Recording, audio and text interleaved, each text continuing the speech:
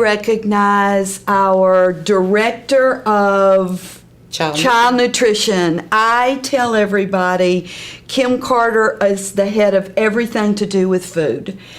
But that is not an exaggeration. You are over all of our cafeterias, which is how many? Counting Head Start. Counting Head Start. We have 27 cafeterias counting Head Start. Okay.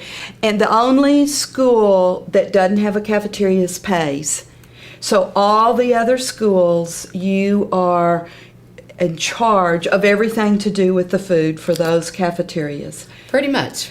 And have been that for quite some time, 18 years. And a lot of changes, not just spread out over the 18 years, but particularly in the last 3 to 5 years. When did your program falls under the U.S. Department of Agriculture. It's not even a state, it's not a local, but it's totally under the U.S. Department of Agriculture, who subsidizes children who need help paying for their meals. Our lunch program, plus they set the rules. And now there's not much wiggle room. That's exactly right. This year they have, USDA has given us a new recipe, Dr. Bonds, for how we need to serve our meals to our children. And so we've encountered quite a few changes. We've done quite a few already in advance of that, because our mission is we want to make sure we're serving healthy meals to children. But this year in particular, they put some new regulations into effect that's going to have a vast change in school districts throughout the United States. And they're clearly healthy. You and I and your staff and most parents are grateful for these changes, because and we'll get into exactly what some of those are, they are for everyone's health benefit. Unfortunately, many of our children, including my grandchildren, prefer junk food. They love the drive-thrus at fast food restaurants, and there's nothing wrong with that. It's just that, and I do too, I love eating fast food. But the reality is we cannot continue in our nation to eat like that regularly. It was some years ago, Kim, I want to say 5, 6, 7 years ago, maybe 7, 8 years ago, where you no longer could fry foods. French fries had to become baked. And that was an adjustment. Even things like chicken nuggets that we might used to fry, no longer. How long has that been? It's been about 6 years ago. Okay, I was close. Mm-hmm. But over time, kids still want those potatoes and sticks, and even though they're not fried, they're baked, and potatoes are good for us. So we got past that.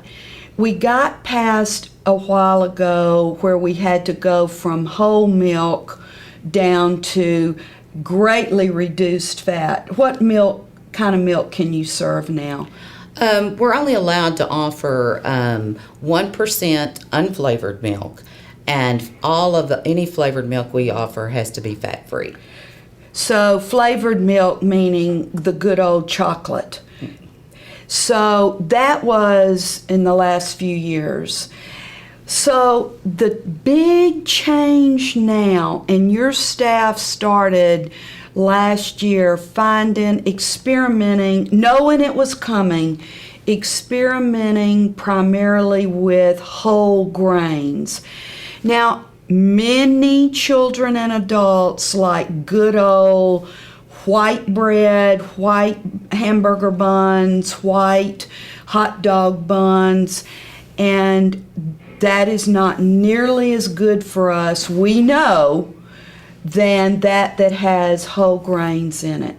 And you brought for me this morning, I am here to be your taster, Kim. Some recipes your cooks are trying on making it taste good. You brought some cookies today that I can't wait to try, that are sugar cookies, or a cross between a snickerdoodle and a sugar cookie, which most people like. But it's with the good grains. And I know, because my family started this quite some time ago, only buying whole grains, that it can taste good.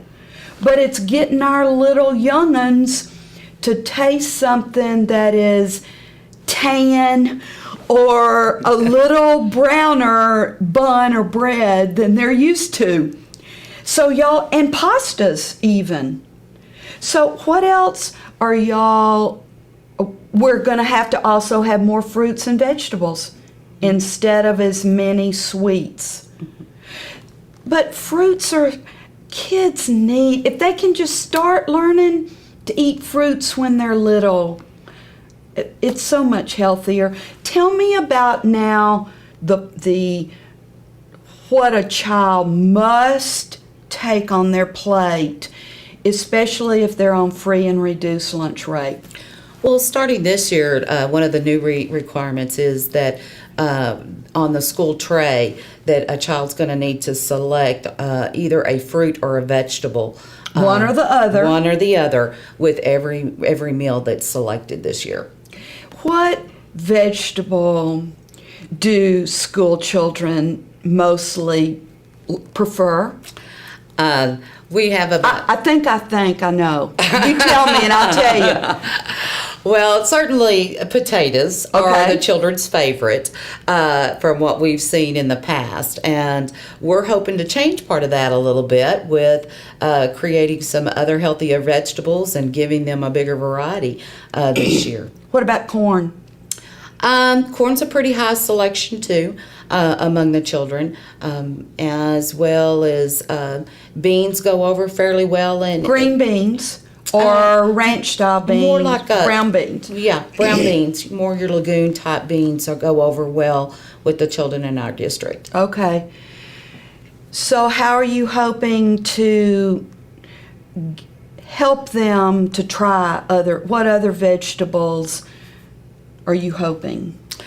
Well, we actually brought in fresh cucumbers during the summer program and sliced those and allowed the kids to taste test those. They went over extremely with ranch dressing. And of course, we use a low-fat ranch dressing to go with that. And they ate them? And they ate them, every bit of them. We were really pleased at how much they ate those. Our kids are also eating raw carrots pretty well.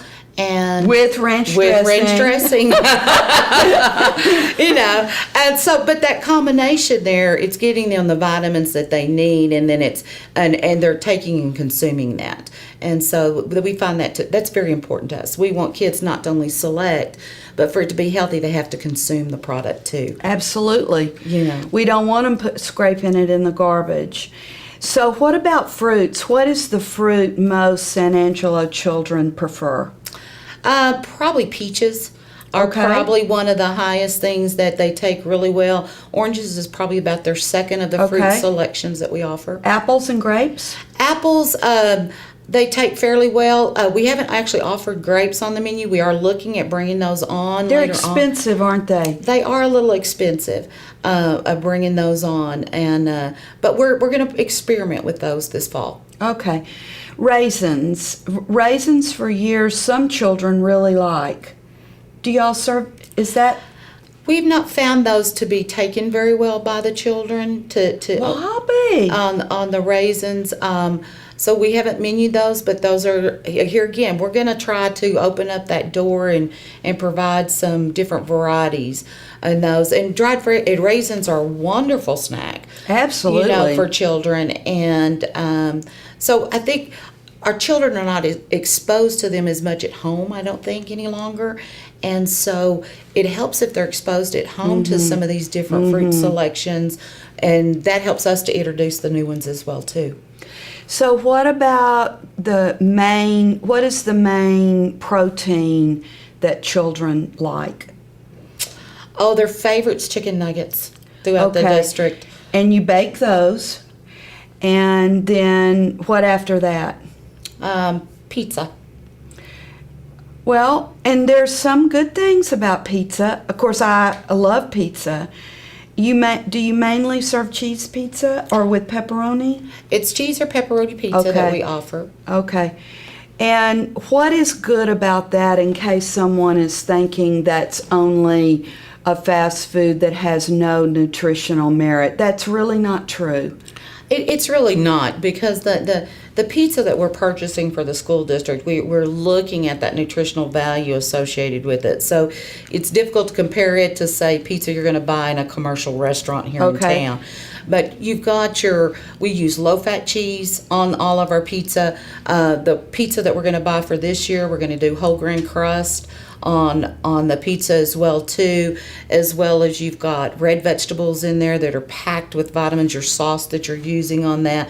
So pizza actually is a pretty healthy type item to be able to eat, as long as you're controlling how much of it you're eating. Well, and then changing from regular cheese to low-fat cheese is a huge deal, especially if a child loves it a whole lot and is getting several pieces. So what else can parents expect besides we did, as most school districts in our nation, since this is a federal program, have to bump up the price of the meal because whole grains, fruits, and vegetables cost more money? So are there any other changes you think parents can anticipate? I think they'll certainly going to see larger portions on the fruits and vegetables with the new regs, and an increased variety of those fruits and vegetables. And the whole, like as you mentioned, Dr. Bonds, the whole grains, we're encompassing a bunch of those. We have also looked at some of our a la carte offerings that we have for the district. We pretty well set a stricter standard in San Angelo ISD than even what's available in Texas or the nation about what we're going to offer as far as ice cream offerings this coming year. All of the elementary offerings, we're going to offer nothing that's over 90 calories. And a la carte means something I could go and buy a separate item. So you are under strict guidelines, and then I'll get back to the ice cream calories, under how many calories that you can serve a child over the course of a 2-week period, or is it a week? We're strict on the calories by grade levels. Okay. So K through 5, we can only serve the lunch meal has to be between 500 to 600 calories. Okay. And middle school is between 550 and 650 calories. And then at your high school level, it's 700 to 850 calories. And that is if they buy a tray of food. Now the a la carte, let's get back now to the ice cream, because that isn't the only thing that you serve a la carte. A child can go through with their money and buy just a tray full of a la carte items. Give us an example. Give us examples. Okay. Primarily in our elementaries, we do a few like snack crackers, like well crackers and pretzels, and then we offer ice cream. That's about for elementary. Now, in our middle schools and our high schools, we do bring in some other a la carte items that they can choose. We have a commercial pizza that we bring in. However, we do make sure that that the fat's limited about what the slice can be.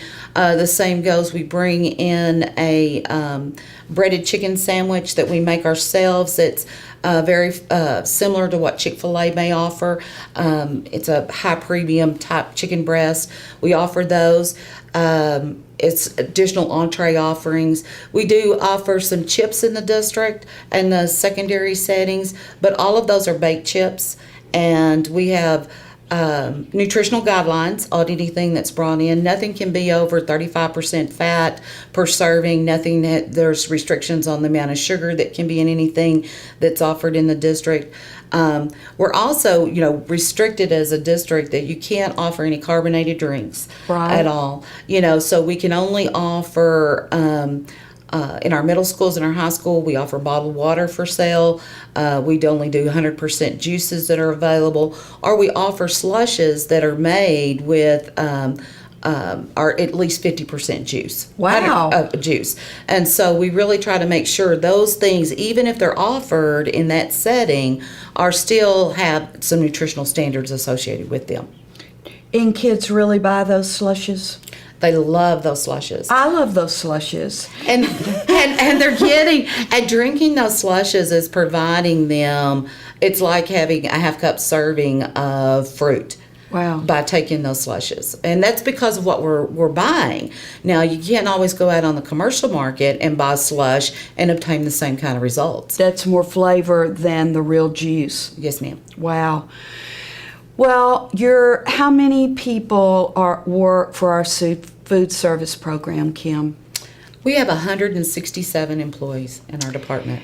And really, when I go to visit schools and try to stick my head in to just wave and tell them good job, those folks are smilers and genuinely want to help kids make good decisions. And this year they will be nudging them to put on their tray a vegetable or a fruit. And so if a child comes home and said they made me take on my plate and I didn't want it, it's because that's the rule. And sometimes peer pressure, if they get back to their table and because they've been required to put it, they'll see one of their friends eat it and keep eating it and might try it. There's a lot of reasons why the rules are the rules. And not to create more waste, but to try to expose a child. They sure can't try it if it isn't on their tray. That's exactly right. Well, I am so grateful for what you all and your 100+ staff are doing and the manner in which they do it. Now, let's review for our listeners that this school year again, every elementary child will have the opportunity to have free breakfast. And you all have done an incredible job that is also funded through the U.S. Department of Agriculture. It's not our local taxes, it's not state, it's the U.S. Department of Agriculture. And that has gone over so well. And our principals, our teachers, you are hearing that kids are not requesting to go to the nurse as much mid-morning with hunger headaches. They're legitimate headaches if a child has not had anything since dinner the day before. They're not looking at their watch or the clocks begging to know what time is lunch as much as they used to. And so teachers also found that a child could eat while the teacher was taking roll and the kids were putting up their backpacks, that it wasn't taking away from instructional time like some feared. And years ago when I brought this into a district, I was concerned about that. We don't have enough time to teach. How are we going to? But it did not pan out to be a problem in that regard. Also, our custodial staff has done a phenomenal job. The classroom sacks it up and sets it outside the door, and it's picked up within minutes. There's been no garbage left in classrooms from it. So I'm so grateful for what your staff has done, and you've done, Kim, about getting this into 17 elementaries. And then you also, some parents showed concern at first about the menu items, and you all listened and adjusted those items, even though they sound like they wouldn't have nutritional value, like pancake on a stick. The reality is it's got whole grains, and it's got a lot of nutrition in there. And so the items that they're getting for breakfast are nutritionally sound. And so the child is in good shape getting that. Well, it's our privilege, and we find that in our department to be, it's our mission to serve kids. And we truly believe that our mission is to make sure that we are providing healthy meals to those children, and so that they can be successful in school. Mm-hmm. We are certainly partners in the education environment and making sure they're ready for that classroom learning environment. And a hungry child just can't learn.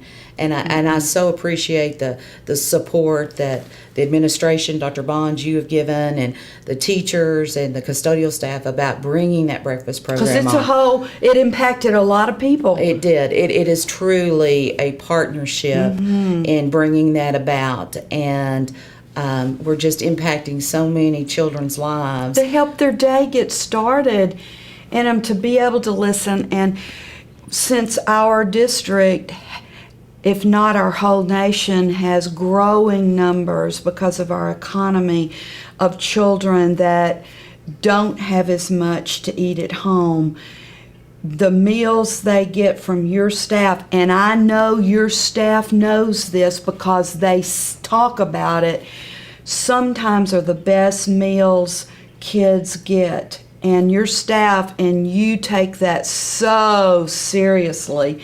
And thank goodness you do. And we know that when a kid is not in school, oftentimes they're not getting any fruits and vegetables and food, sometimes getting much food.